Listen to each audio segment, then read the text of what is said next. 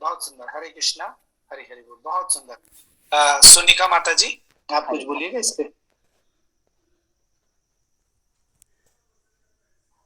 हरे कृष्णा प्रभु जी। हरे कृष्णा, सभी को सादर प्रणाम। पाल प्रभु जी को बहुत बहुत साधुवाद। बहुत अच्छे से प्रभु आपने एक एक लाइन को लेते हुए हमारे माइंड में जितने भी डाउट थे उसको क्लियर करते हुए आपने हमको समझाया कि कैसे हम इन गुणों से ऊपर आ सकते हैं। तो जैसा कि अनुवाद में ही बताया जा रहा है कि 3 गुणों से के द्वारा मोहग्रस्त ये सारा संसार मुझ गुणातीत तथा अविनाशी को नहीं जानता। अभी इससे बड़ी बात क्या हो सकती है कि हमको भगवान समझा रहे हैं कि हम इन 3 गुणों की वजह से ही भगवान को नहीं जान पाते। तो वो 3 गुण क्या है हमारे? सतो रजो तमो। हम अपने आप को क्या समझते हैं? मैं ब्राह्मण हूँ, मैं क्षत्रिय हूँ, मैं वैश्य हूँ। हम इन्हीं में लगे रह जाते हैं। लेकिन जो हमारा मेन कार्य है, जिस गोल के लिए हम इस धरा धरती पे आए हैं, हम उसी को भूल जाते हैं। हम क्या सोचते हैं? मैं ब्राह्मण हूँ, मेरा फर्ज है लोगों को पढ़ाना, शिक्षा देना। मैं क्षत्रिय हूँ, मेरा कार्य रक्षा करना है। मैं वैश्य हूँ, मेरा काम और कार्य करना है। लेकिन हम ये नहीं भूल पाते कि हमारा मूल कारण क्या है इस धरा धरती पे आना का, और जिस वजह से हम भगवान के साथ जो अपना संबंध है उसको हम भूल जाते हैं।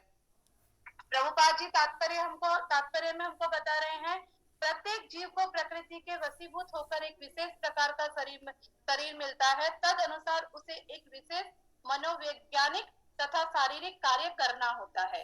अब ये जो शरीर हमको मिला है, जिस भी कुल में हम पैदा हुए हैं, ये हमारे पिछले जन्म के कर्म है जिसको हम इस जन्म में आगे बढ़ा रहे हैं। ये हमारे कर्मों का खेल है।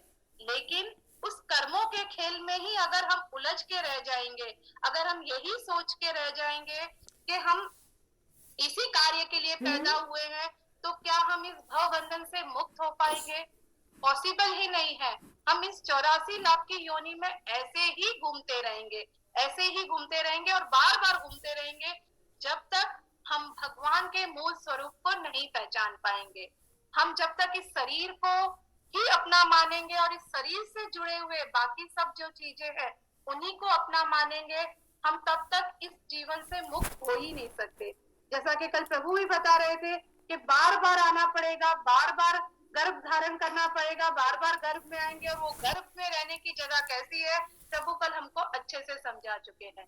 तो हम बार बार इसी चक्र में फंसे रहेंगे। हम बार बार यही सोचेंगे कि आज इसने मेरा अच्छा किया है, कल मैं इसका भला करूंगा। आज इसने मेरे को 1 रुपया दिया है, कल मैं कोशिश करूंगा कि इसको 2 रुपया दूं। आज इसने मेरे को 2 थप्पड़ लगाया है, कल मैं कोशिश करूंगा इसे पलट के 4 थप्पड़ लगाऊं। ठीक है? तो हम इसमें ही हम फंसे रह जाते हैं। उसने मेरा भला किया है तो मुझे उसका भला करना है, उसने मेरा बुरा किया है तो मैं कोशिश करता हूँ कि मैं इसका बुरा करूं। इसी चक्कर में हम क्या होते हैं, अंततः हमको ये नहीं मालूम कि हमारा अंतिम समय कब आने वाला है। हमको ये नहीं पता कि हमारा आखिरी क्षण कौन सा है, किस भावना के साथ हम इस शरीर को त्यागेंगे। जिस भावना के साथ इस शरीर को त्यागा, हम वापस इस धरा धरती पे आएंगे ही आएंगे। अगर हमने अंत काल में भगवान का स्मरण किया तो ही हम भगवान के नाम, भगवान के धाम को जा सकते हैं। तो वो पॉसिबल कैसे है? फाइनल एग्जाम तो हम तभी पास करते हैं ना जब हमने सारा वर्ष उस चीज का चिंतन किया हो, उस चीज के लिए मेहनत करी हो। लेकिन हमने सिर्फ सारा जीवन अपने इस गुणों में ही लगे रहे हैं, हम सतो रजो तमो गुण में ही बंधे रहे हैं, तो हम कैसे भगवान के धाम जा सकते हैं? क्या ये पॉसिबल है? पॉसिबल ही नहीं है। क्योंकि जब हमारे मन में भावना द्वेष की है या ईर्ष्या की है या क्रोध की है, किसी से क्रोध भी है, तो हो सकता है अगले जन्म में हम वापस उसी के पास आएंगे, उसके ऊपर क्रोध करने की स्थिति में, कि हम उससे ऊपर की पोस्ट में आए और हम उसको क्रोध कर रहे हैं। इसीलिए भगवान हमेशा कहते हैं न तो किसी से द्वेष करो, न किसी से ईर्ष्या करो, और ना ही किसी से घृणा करो। अगर हम जब तक ये मुसलमान, हिंदू, सिख, ईसाई या छोटा बड़ा इन सब की भावनाओं में हम जब तक फंसे रहेंगे, तब तक हम इस धरा धरती पे वापस आते ही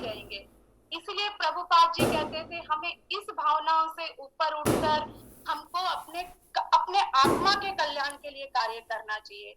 अब जब भी ये बात आती है, हमेशा हमारे मन में प्रश्न उठता है कि इस भौतिक जीवन में, इस कलयुग में, इस भावना के साथ कैसे जिया जाए, इस भावना के साथ हम कैसे जी सकते हैं कि सबको हम एक समान देके। तो प्रभुपाद जी की इस बात को भी समझिए।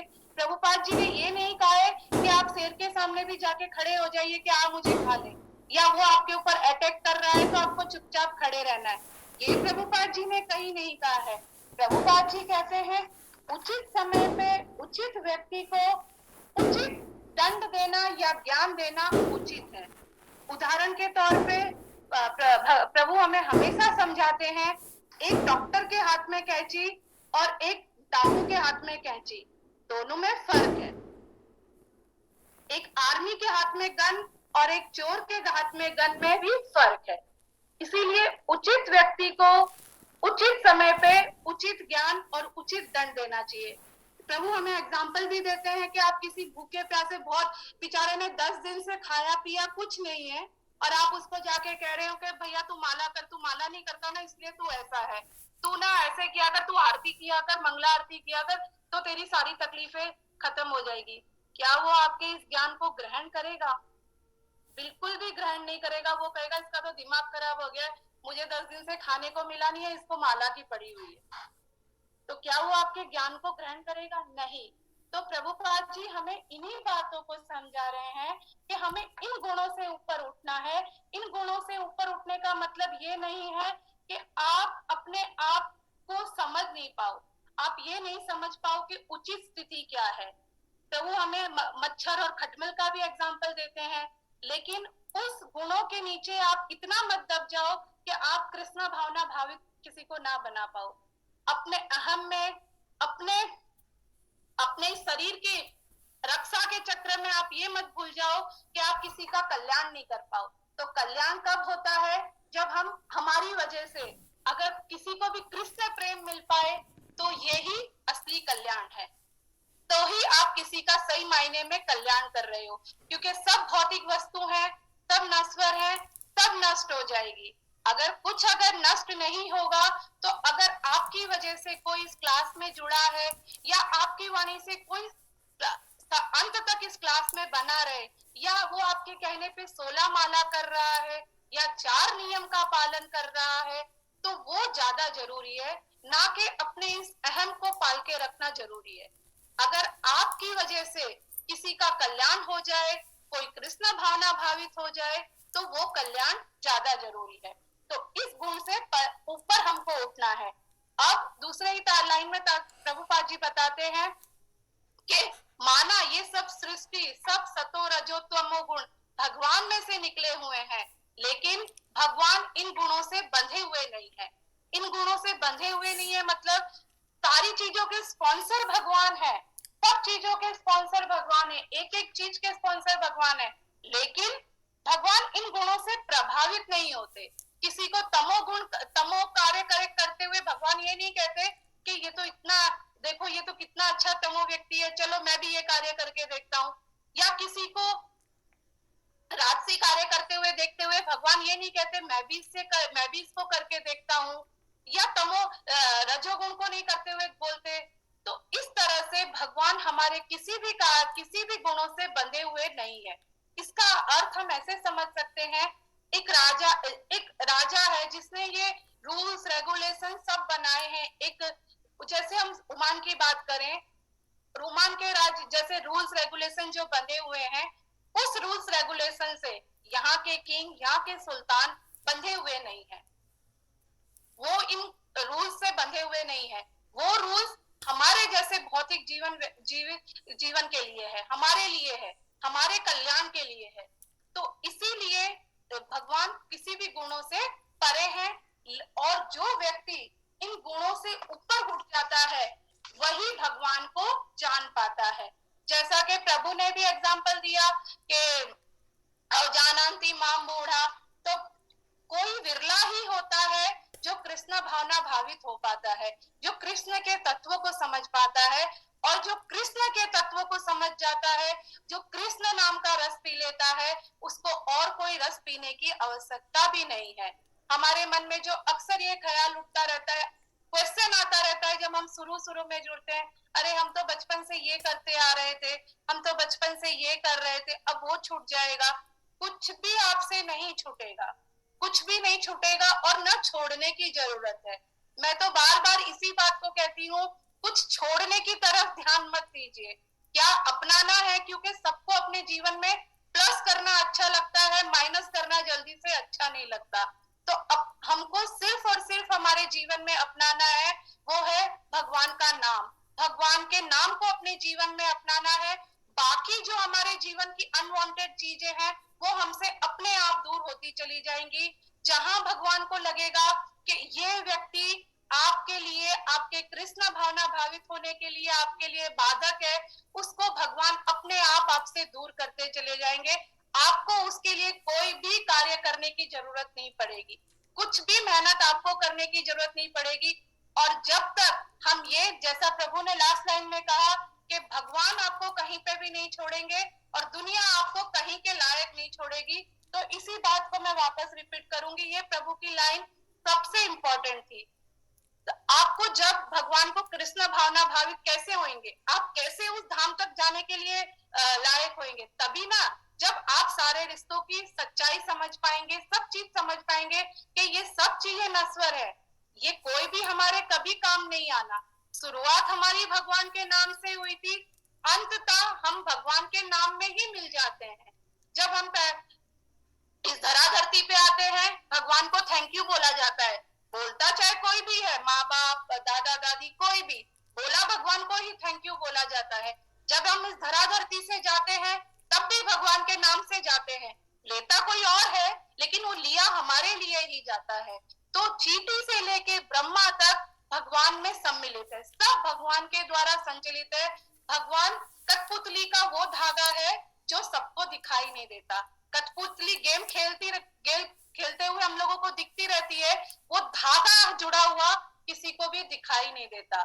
इसीलिए सब कारणों के कारण अगर कोई है तो वो भगवान ही है, इसको हमको समझना है। और आपको कृष्ण भावना भावित करने के लिए हो सकता है भगवान कोई कठोर रास्ता अपनाए, कुछ बातें ऐसी हो कि आप ना समझ पाए, लेकिन भगवान को अगला पिछला आपके साथ जो घटित हो चुका है, जो घटित होने वाला है, वो सब कुछ दिखाई दे रहा है। तो भगवान कहीं पे भी आपके साथ ऐसा कोई बर्ताव नहीं करेंगे जो आपके लिए अच्छा नहीं है। अपने भक्त को किसी भी क्षण भगवान अकेला नहीं छोड़ते हैं। ये एग्जाम्पल हमने प्रहलाद महाराज की स्टोरी से अच्छे से समझ लिया है कि प्रहलाद महाराज पे अनेकों अनेक कष्ट आए, लेकिन क्या भगवान ने उसे कहीं पे अकेला छोड़ा? या प्रहलाद महाराज कितने शुद्ध भक्त थे, क्या अपने पिता के लिए उनके मन में किसी तरह की घृणा पैदा हुई? क्या उन्होंने नरसिम्हा भगवान से ये मांगा कि मेरे पिता को कुछ मत दो?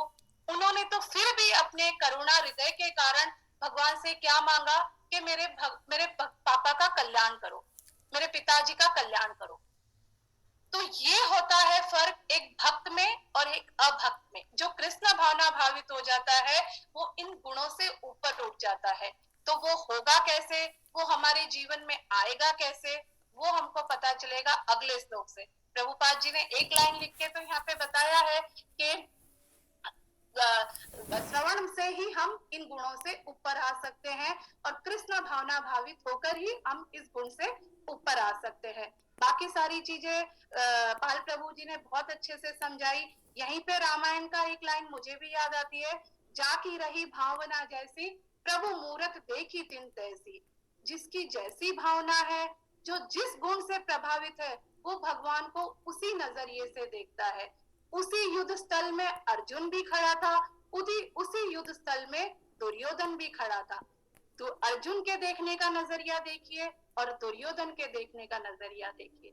इसीलिए, और ये अर्जुन को भी ये भावना कब आई, उसने भगवान को सर्व कारण कारणम कब समझा? जब उसने भगवान के गुणों को समझा, जब उसने श्रवण किया। उसने श्रवण किससे किया? उसने श्रवण किया खुद भगवान के मुख से। तो उसके मन में कैसी भावना आई कि वो भगवान को सरेंडर हो गया और उसने कहा, जैसा आप कहोगे, जो आप कहोगे, उन सब कार्य को मैं करूंगा। तो इसीलिए इन गुणों को हम तभी ऊपर उठ सकते हैं जब हम भगवान की कथा का भगवान की कथा का स्मरण करें, भगवान के नाम का जप करें और 4 नियम का पालन करें। हरे कृष्णा, हरे